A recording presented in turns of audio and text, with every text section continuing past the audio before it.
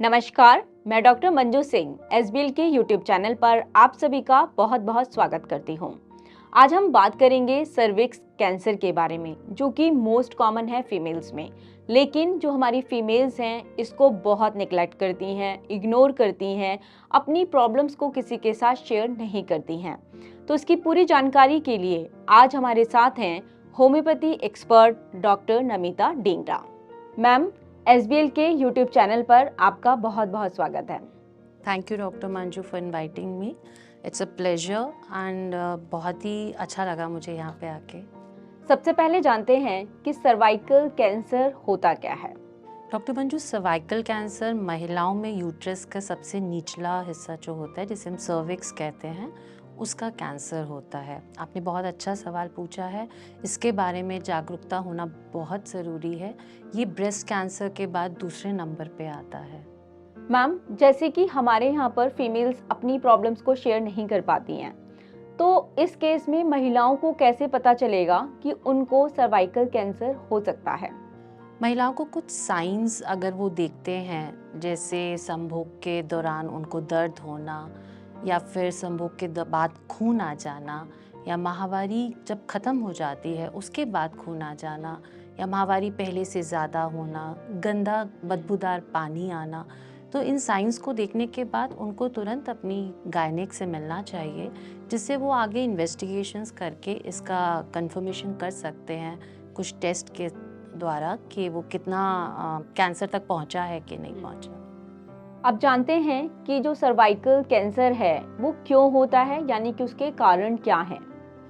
Doctor Manju, 90% cases तो human papilloma virus जो है उसके संक्रमण अगर हो, उसकी प्रेजेंस में ही ये सर्वाइकल कैंसर होता है। अब ये जो आता है ये यौन संबंध के द्वारा ही फैलता है। और अगर कुछ महिलाएं जो कि लड़कियां जो कम उम्र में गर्भावस्था में आ जाती हैं, लंबे समय तक गर्भ निरोधक गोलियां लेती हैं, या बहुत सारे लोगों के साथ किसी का यौन संबंध रहता है, ऐसे केसेस में बहुत चांसेस रहते हैं कि सर्वाइकल कैंसर हो सकता है। इसके अलावा और भी रीजंस होते हैं, जैसे धूम्रपान करना या साफ सफाई का ख्याल ना रखना। ये ज़्यादातर ग्रामीण महिलाओं में भी देखा गया है, जहाँ पे साफ सफाई एक बहुत बड़ा प्रश्न हो जाता है। मैम, काफ़ी बार ऐसा होता है कि किसी फीमेल को सर्विक्स का ये कैंसर स्टेजेस में लोग देखते हैं कि फर्स्ट स्टेज है, सेकंड स्टेज है। तो लोग को कैसे पता चलेगा कि उनको किस स्टेज का सर्वाइकल यानी कि सर्विक्स कैंसर है? डॉक्टर मंजू, स्टेज जानने के लिए सबसे पहला स्टेप तो इन्वेस्टिगेशन ही होता है। जिसमें एक मोस्ट कॉमन है पैप स्मीयर। उसमें कुछ एबनॉर्मेलिटी आती है तो हम लोग आगे जाते हैं, कॉल्पोस्कोपी होता है, एमआरआई होते हैं। इनको देखने के बाद हम स्टेजेस डिसाइड करते हैं। स्टेज 1 में जनरली कैंसर सिर्फ सर्विक्स एरिया में होता है। स्टेज 2 में सर्विक्स में उसका साइज़ बड़ा हो जाता है, बट स्टिल वो यूट्रस के अंदर रहता है।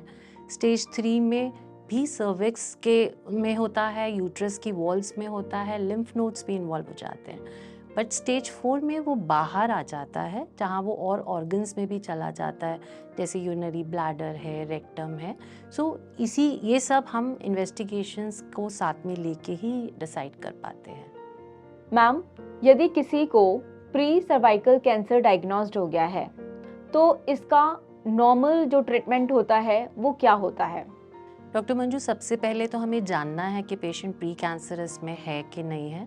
सबसे कॉमन टेस्ट है पैप स्मीयर टेस्ट, जिसमें सेल्स का एबनॉर्मेलिटी पता लगता है।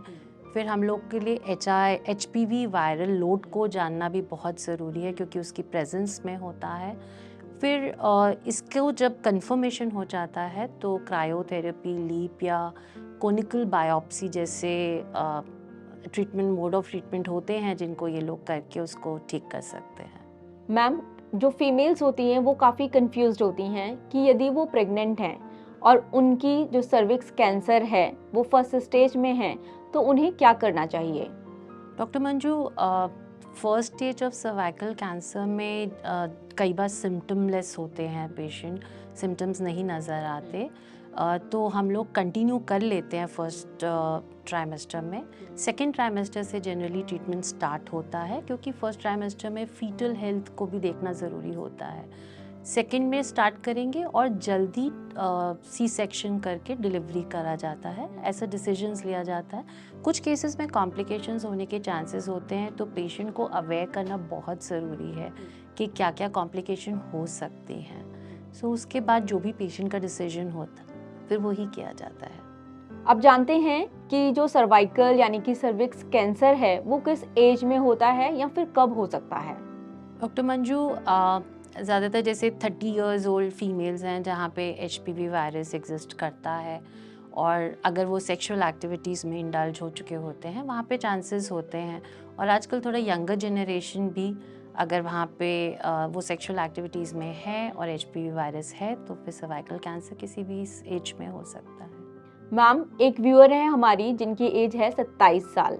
वो जानना चाहती हैं कि जो HPV वैक्सीन है क्या वो सेफ है इस एज में?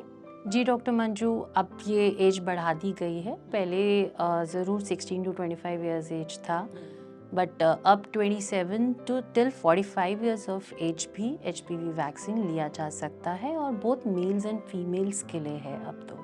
मैम, सर्वाइकल यानी कि सर्विक्स कैंसर को ठीक होने में कितने दिन लग सकते हैं? डॉक्टर मंजू, ये डॉक्टर्स डिसाइड करते हैं स्टेज के अकॉर्डिंगली, और स्टेज 1 हो या प्री कैंसरस हो तो मिनिमम 4 to 8 वीक्स का टाइम होता है। और वो लोग स्टेज 4 पे अगर रेडिएशन कीमो ये दे रहे हैं जो कि गैप में दी जाती है तो 4 to 6 मंथ्स भी लग जाते हैं। क्या कीमो और रेडिएशन थेरेपी से सर्विक्स कैंसर हमेशा के लिए ठीक हो सकता है? डॉक्टर मंजू, स्टेज के ऊपर डिपेंड करता है कि स्टेज में कैंसर है। स्टेज 1 में जनरली 85 to 90% क्योर रेट है, काफ़ी अच्छे रिजल्ट है। और बाकी स्टेजेस में क्वालिटी ऑफ लाइफ ज़रूर इम्प्रूव होता है, लाइफ स्पैन भी इम्प्रूव होता है अगर टाइमली एक्शन ले लिया जाए तो।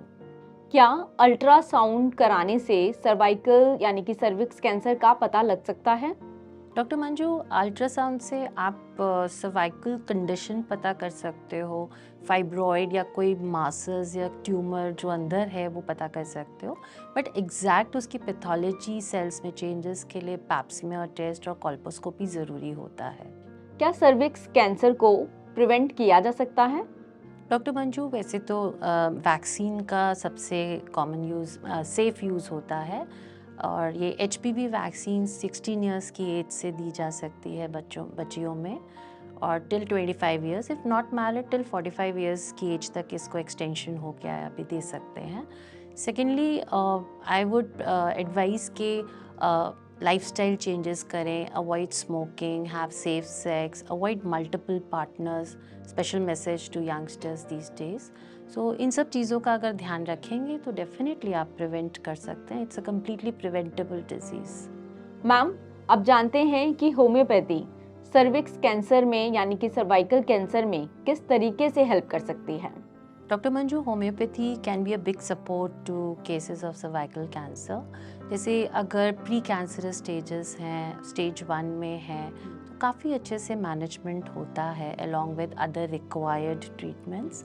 और अगर स्टेज 4 में भी है तो भी वहाँ पे क्वालिटी ऑफ लाइफ बहुत अच्छा इम्प्रूव होता है, मेंटल हेल्थ में काफ़ी सपोर्ट मिल जाता है कैंसर केसेस में।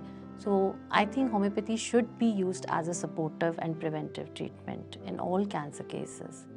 मैम, आप सर्विक्स कैंसर की जो फीमेल्स हैं उनको क्या मैसेज देना चाहेंगी? Yes, डॉक्टर मंजू, मैं कहना चाहूँगी कि सर्वाइकल के कैंसर की सभी पेशेंट्स को सामने आना चाहिए।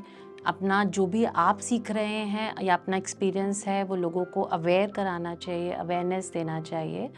और ये बहुत ही सर्वाइकल कैंसर ऐसा है, it's most like one of the cancer which can be totally prevented and it can be cured at initial stages, and I personally feel no woman has to die of cervical cancer, so please come forward and help people around. Thank you so much. जैसे कि मैंने starting में बोला था कि cervix cancer बहुत common है females में और नेग्लेक्ट करती हैं, तो मुझे उम्मीद है कि आज आपको इसकी पूरी जानकारी मिली होगी और जो कुछ क्वेश्चंस थे आप लोगों के उनके आंसर्स भी काफ़ी अच्छे तरीके से आपको मिले होंगे। ऐसी ही और इन्फॉर्मेटिव वीडियोस के लिए आप SBL का YouTube चैनल फॉलो कर सकते हैं। धन्यवाद।